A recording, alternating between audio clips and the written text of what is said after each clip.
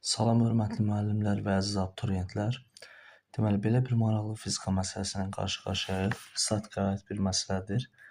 Sistem tarazıdadır. BC çubuğunun ağırlığı 200 Newtondur. Deməli, bunun ağırlığını tam olaraq ağırlıq mərkəzindən aşağıya doğru yönəltsək, F ağırlıq 200 Newtondur. Ağırlıq qüvvəsi 200 Newtondur. Ağırlıq bərabərdir 200 Newton. AC ipində gərilmə qüvvəsi neçə Newton olar deyə. Deməli, bu ipdə gərilmə qüvvəsini soruşur.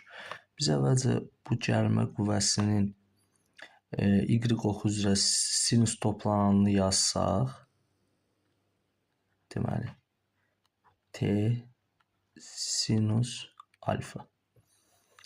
İndi fırlanma nöqtəsi B olduğuna görə, baxın bu nöqtəyə görə biz momentlər qaydasını tətbiq edə bilərik. Onda buradan yaza bilərik ki, T sinus alfa 1, 2, 3, 4 bölgü var. T sinus alfa vurulsun 4. Yuxarıya doğru heç bir qüvvəmiz yoxdur. Bərabərdir. Aşağıya doğru 2 bölgü var ağırlıq qüvvəsinə qədər. Deməli, 2 vurulsun F ağırlıq üstə gəl. Buradan yük asılı və çəkisi 700 Newtondur. 1, 2, 3, 4. 4 vurulsun P. Onda T sinus alfanın yerinə 0.8 yazırıq.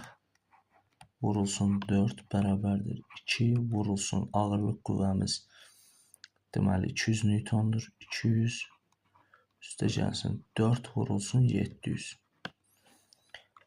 Deməli 3,2 T bərabərdir 400 üstə gəlinsin 2800 3200. Deməli 3200. T də bərabərdir 1000 Newton. Cavab E variantı.